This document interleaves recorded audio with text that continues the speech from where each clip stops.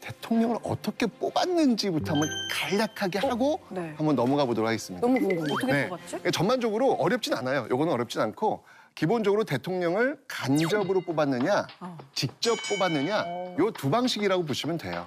지금은 우리가 대통령을 누가 뽑나요? 저희 국민들이. 그렇죠, 그렇죠. 네. 근데 이게 너무 당연한 모습 같지만 전혀 당연한 모습이 아니에요. 얼마 안 돼요. 우리 이 현대사에서 대통령을 우리 손으로 뽑았던 그 역사가 길지 않습니다. 자, 우리나라 그 대한민국 정부가 수립되고 나서 처음으로 대통령을 뽑은 방식은 뭐였냐면요. 국회에서 대통령을 뽑는 방식이었어요. 그러니까 이걸 우리는 뭐라고 하냐면 간접 선거라고 하죠. 간접 선거. 그렇죠. 지금은 국민이 직접 대통령을 뽑으니까 직선제라고 하는 거예요. 이승만 대통령 뽑았을 때는 간접 선거.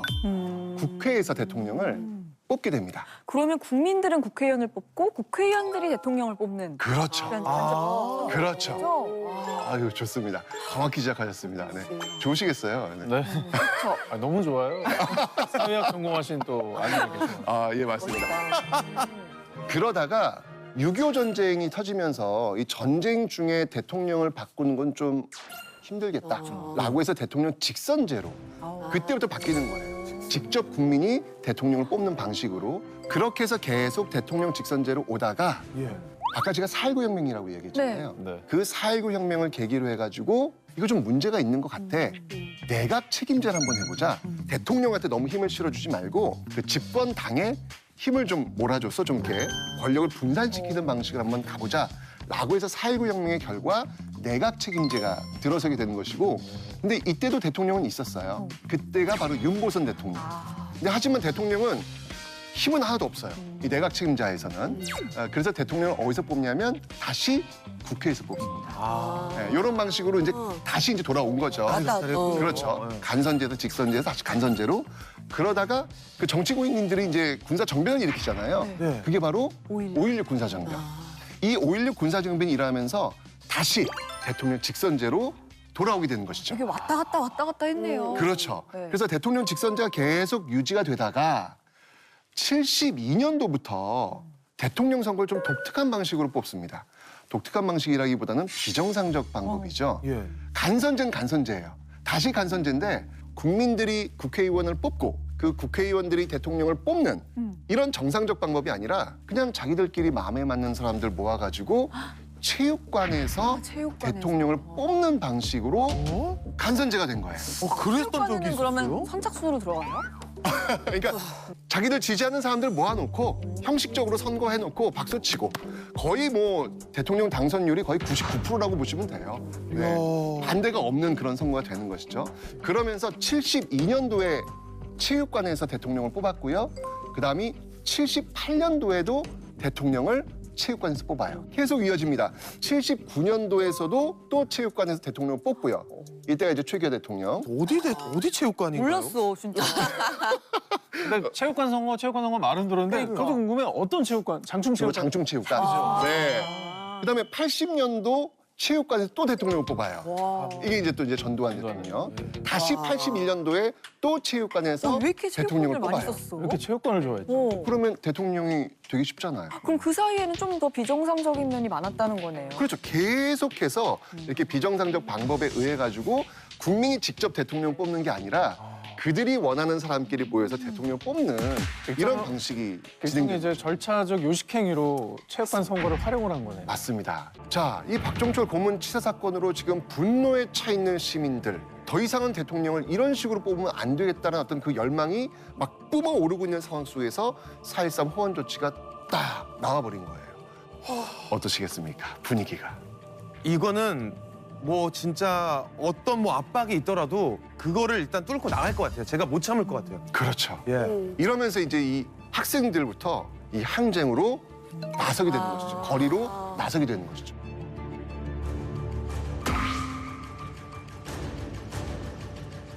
근데 일반 국민 입장에서 정말 서슬퍼런 권력이 살아있을 텐데 아, 진짜. 그렇게 다 같이 거리로 나와서 그 권력에 맞서는 게 정말 쉽지 않았을 것 같아요. 너무 무서웠을 것 같아요. 그런 그 학생들의 어떤 시위 과정 속에서 또 한 번 시민들을 너무 화나게 했던 사건이 한번 터집니다. 혹시 기억나세요? 영화에도 잘 드러나 있죠. 아, 예. 그 이한열 열사 피격 사건이 이때 또 벌어지지 않겠어요? 맞습니다. 그러니까 학생들이 시위하러 나왔는데 특히 이제 연세대학교에서 그 이한열 학생이 그 정문 앞으로 나오다가 돌아가는 과정에서 뒤쪽에서 최루탄 쏜 거예요. 네. 근데 쐈는데 최루탄은 기본적으로 한 45도 각도 위쪽에서 쏴야 되거든요. 그런데 이게 직탄. 그냥 이 뒤쪽을 째려버린 거예요. 그렇구나. 그래서 그 최루탄을 맞고 이한열이 쓰러지는 그 장면이 사진을 찍힙니다. 심지어 저는 저 이한열 열사께서 과 선배님이세요. 아이고, 네. 그러시구나. 그래서 저 학생회관이나 도서관에 항상 붙어 있었던 항상 그 것 저 같아요. 사진뿐만 아니라 저는 그래서 어린 마음에는 항상 저분의 인생이 과연 어떤 의미일까 굉장히 가슴 아프게 다가왔던 그러게요. 네, 그런 사진이 아닐 수 없습니다. 맞습니다. 이렇게 되면서 시민들이 너무 이건 말도 안 된다. 어떻게 이렇게 학생들에게 저렇게 최루탄을 직격으로 쏠 수 있는가라고 하면서 이 어떤 그 항쟁의 어떤 그 흐름이 더욱더 거세질 수밖에 없었던 것이죠. 그럼에도 불구하고 2월 10일 날 어떤 것들이 강행되고 있었냐면 바로 집권 여당에서 대통령 후보를 선출하는 예. 잠실체육관에서 선출하는 날이었거든요. 체육관이요. 그러니까 여기서 집권 여당에서 대통령 후보가 된다는 이야기는 그냥 대통령이 된다는 거나 마찬가지죠. 이 헌법상에서는. 네. 이런 6월 10일 날 이걸 막아야 된다라고 하는 시민들의 어떤 그 열망이 모여지게 된 거예요. 이러면서 시민들이 대거 광장으로 모이게 됩니다. 나오기 시작했군요. 그렇죠. 예, 와. 그 사진을 한번 제가 한번 보여드릴게요. 6월 항쟁의 어떤 사진을 한번 이게 어디죠? 저게 이게 지금 시청각 광장. 그렇죠. 시청각 광장. 진짜 모든 사람들이 다 나왔다고 해도 어마어마한 시위 어떤 모습들이 보이고 있는 것이죠. 또 한 번 광장의 역사가 시작되고 있는 것입니다. 우와. 그 넥타이 부대가 이렇게 거리에 나왔는데 나오지 못하시는 분들도 있잖아요. 그분들은 수도 있고. 건물 안에서 그 시위대를 향해서 두루마리 휴지를 던집니다. 왜였을까? 너무 벌써 그냥 왜? 딱 느낌이 확 와가지고 좀. 왜 슬픈데, 던진 거지? 혹시 뭐 최루탄 가스나 이런 거에 약간 젖은 뭐 수건이나 이런 게 좀 도움이 될까? 아, 그런가? 그래서 좀 도움을 주시려고. 왜 그런 던진 건가요? 거지? 정답. 진짜요? 와. 이게 말씀하신 대로 최루탄이 지금 난사가 지금 되고 있는 상황이었거든요. 아, 네. 정말 그거 한 번 맞으면 정신을 못 차립니다. 정말. 그러니까 몸에 있는 구멍에서 그냥 물이 다 나와요. 아 그래요. 콧물, 눈물. 정신을 못 차리는 거예요. 그냥 침은 그냥 줄줄줄 흘러. 맞아요. 그냥 통곡을 하게 돼요. 예.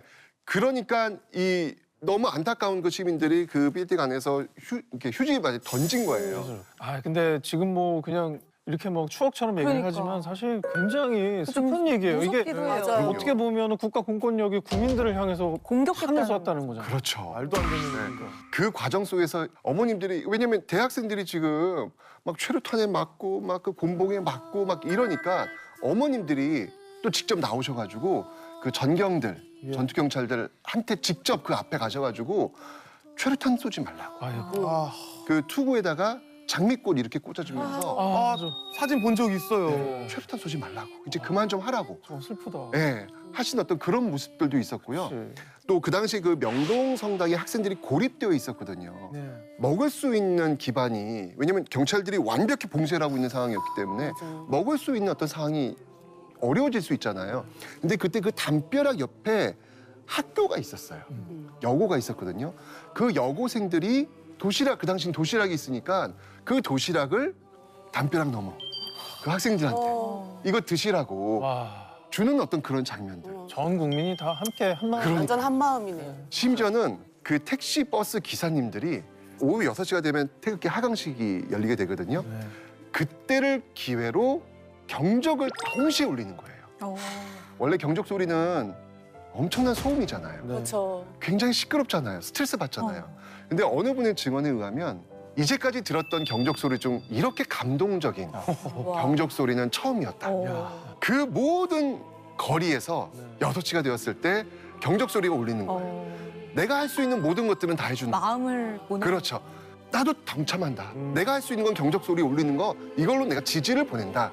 이런 모습들을 계속 보여주는 모습들이 있었죠. 근데 이런 모습들이 서울에서만 있었던 게 아니고요. 전국 각지로 계속해서 이 모습들이 흩어져 나갑니다.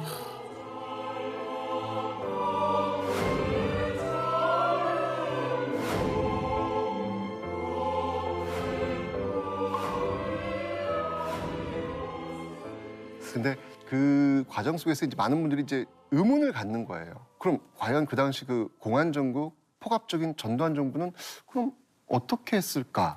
그러게요. 네, 여론이 시작을 이렇게 하면서. 뒤집히면은 조금은 제압을 뭐 한다거나 아니면 좀 물러난다거나 할 것 같은데. 근데 이 당시에 이제 굉장히 이 시위가 전국적으로 확산이 되니까 네. 계엄령을 내리려고 생각도 했었어요. 근데 그때 이제 88 올림픽을 이제 치러야 되는 어떤 그런 상황이었고 또 이 종교계에서 굉장히 이걸 막아요.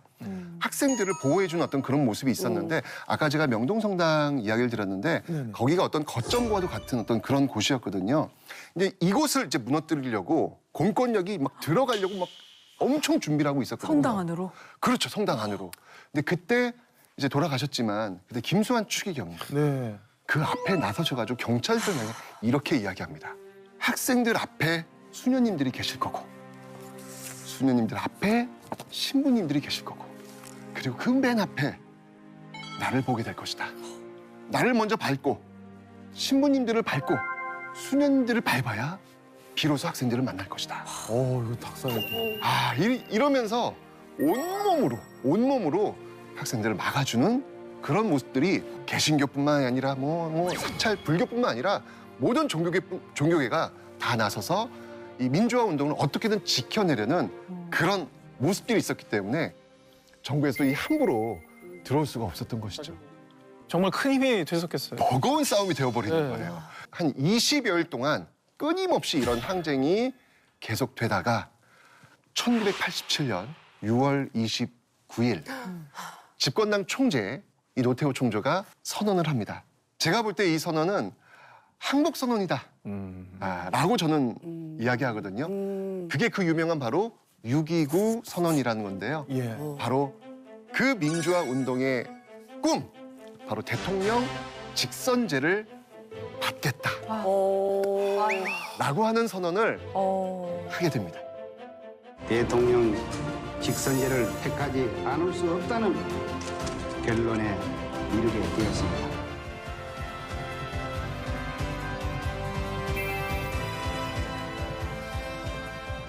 감동이다. 정말 6.29 선언이 나왔을 땐 축제의 현장이라고 보시면 돼요. 네. 어느 그 카페에서는 오늘만큼은 커피 무료 막 이런 거 붙여놓고 어떤 음식점에서는 오늘 내가 다 쏜다 막 이런 나오면서 정말 그 뜨거웠던 그 여름을 정말 이 시민들의 어떤 축제로 불태우지 않았나 그런 생각이 듭니다. 이 6.29 선언을 계기로 해서 우리 헌정사상 최초로 여야가 합의를 해서 네. 헌법을 드디어 바꿉니다. 87년에? 그렇죠. 야, 1987년. 이게 진짜 특별한 그러니까 진짜 얼마 안 그러니까 17년생들은 진짜 자부심 있어도 될 것 같아요. 와. 민주주의 올리고 세대야. 있어요. 민주주의 세대네. 아니 우리가 잡으시면 우리 부모님이랑 그렇죠. 감사하는 마음을 감사하다고 가져야 해야죠. 되겠어요. 그 87년도 그 여야 최초의 합의해 본 그 개헌의 내용이 뭐냐면 바로 5년 단임 직선제예요. 지금의 형태. 정답. 와.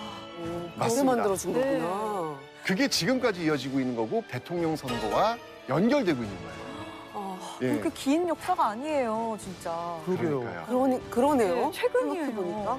아니, 어찌 정말 본다면 우리 현대사를 두 시기로 나눈다면 그 이전, 87년 이전과 이후로도 나눌 수 있는 것이고 와. 우리는 여전히 87년 체제에 살고 있다.